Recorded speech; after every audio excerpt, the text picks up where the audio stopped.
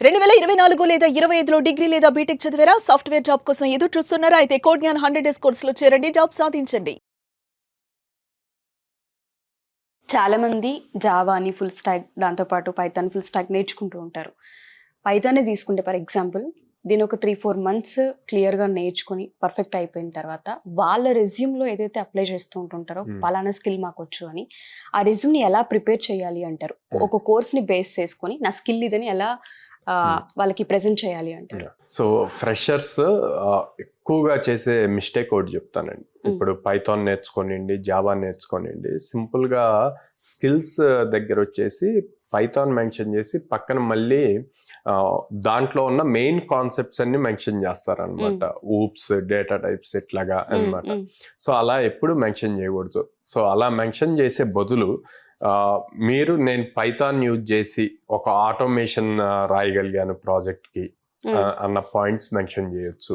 Or else అప్పటి వరకు manual testing చేసేదాన్ని మేము పైథాన్తో ఆటోమేషన్ చేసి నెంబర్ ఆఫ్ అవర్స్ అన్నది తగ్గించాము అన్న పాయింట్స్ రాస్తే అది స్ట్రాంగ్ ఇంపాక్ట్ క్రియేట్ చేస్తుంది, రియల్ టెక్నికల్ స్కిల్ ఉంది అని చెప్పి.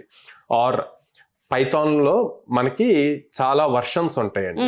సో జనరల్గా ఎవరి ఫ్రెషర్ రెజ్యూమ్ ఎవరిది తీసుకున్నా కూడా వాళ్ళు జస్ట్ నేమ్స్ రాస్తారు, పైథాన్ అని, జావా అని చెప్పి, రియాక్ట్ జేఎస్, ఫ్లాస్క్ ఇట్లాగా అన్ని రాస్తారు అనమాట. సో నేనేం చెప్తా అంటే ఎనీ లాంగ్వేజ్ యూ లర్న్, మీరు సొంతగా నేర్చుకున్నారు, ప్రాజెక్ట్స్ చేశారు కాబట్టి ఇంక్లూడింగ్ వర్షన్ నెంబర్తో సహా మెన్షన్ చేయండి డీటెయిలింగ్గా. అది ఇంపాక్ట్ క్రియేట్ చేస్తుంది. ఓకే, వీళ్ళు నిజంగానే నేర్చుకున్నారు, ఏదో ర్యాండమ్గా పైథాన్ జావా అని మెన్షన్ చేయలేదు, ఈ వర్షన్లో వీళ్ళు వర్క్ చేశారు, లేకపోతే వర్షన్ నెంబర్ తెలియదు కదా అన్న ఫీల్ వస్తుంది అనమాట. సో అందుకే ప్రతిదానికి ఆ వర్షన్ నెంబర్ ఉంటుందండి, మీరు ఏ ఫ్రేమ్ వర్క్ తీసుకున్నా కూడా. నెక్స్ట్ సింపుల్గా పైథాన్ డెవలపర్ అని చెప్పి మెన్షన్ చేస్తారనమాట. సో పైథాన్ డెవలపర్ అని మెన్షన్ చేసే బదులు పైథాన్ అన్నది ఒక ప్రోగ్రామింగ్ లాంగ్వేజ్, దాన్ని డొమైన్ స్పెసిఫిక్ గా ఎలా చేస్తున్నారు అంటే, ఫర్ సపోజ్ పైథాన్ యూజ్ చేసి రెస్ట్ ఏపీఐస్ రాయొచ్చు, బ్యాక్ ఎండ్ సర్వీసెస్ వర్క్ చేపించచ్చు, ఇట్లా మల్టిపుల్ థింగ్స్ ఉంటాయి. సో వాటిల్లో ఏది మెన్షన్ చేశారు? Python back end developer using rest APIs with flask అని చెప్పి ఇట్లాగా క్లియర్గా డీటెయిల్డ్గా మెన్షన్ చేయాలన్నమాట. అవి మెన్షన్ చేయరు. సో ఇట్లాంటి కరెక్షన్స్ చాలా ఇంపార్టెంట్. ఎప్పుడైతే మీరు స్పెసిఫిక్గా ఒక ఫ్రేమ్ వర్క్ నాకు ఇన్డెప్త్ తెలుసు అన్నది మెన్షన్ చేస్తే మీకు క్వశ్చన్స్ కూడా ఆ ఫ్రేమ్ వర్క్ మీదే పడతాయి.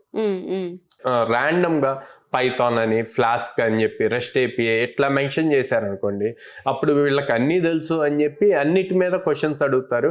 మనంతటా మనం ఇంటర్వ్యూవర్కి ఛాన్స్ ఇచ్చినట్టు అయితే. సో దాని బదులు ఇంత ఇన్ డీటెయిల్గా మీకు ఏమొచ్చు అన్నది క్లియర్గా మెన్షన్ చేస్తే అప్పుడు ఇంటర్వ్యూవర్ దాని మీదే క్వశ్చన్స్ అడుగుతారు. మీరు ఆల్రెడీ వాటి మీద ప్రాజెక్ట్స్ బిల్డ్ చేసి ఉంటారు కాబట్టి కాన్ఫిడెంట్గా ఆన్సర్ చేయగలుగుతారు, ఈజీగా క్రాక్ చేయగలుగుతారు. ఎగ్జాక్ట్లీ. సో మన దగ్గర ఎన్ని మంత్స్ కోర్స్ డ్యూరేషన్ ఉంటూ ఉంటుంది పైథాన్ ఫుల్ స్టాక్ తీసుకున్న వాళ్ళకి, అండ్ దాంతోపాటు వీళ్ళకి జాబ్ ఆపర్చునిటీస్ మనం ఏ విధంగా చూపించే అవకాశం ఉంటుంది అంటారు? సో 100 వర్కింగ్ డేస్ అండి, అంటే ఆల్మోస్ట్ 4.5 months కోర్స్ ఉంటుంది అనమాట. వీళ్ళు పాస్ అవుట్ అయిన దగ్గర నుంచి 2 years ఫ్రెషర్ ఎలిజిబిలిటీ ఉంటుంది. ఆ ఫ్రెషర్ ఎలిజిబిలిటీ వరకు మనం జాబ్ సపోర్ట్ చేస్తాం అనమాట. ఒక స్టూడెంట్ కి మినిమం 100 ఆపర్చునిటీస్ చూపించగలుగుతాము.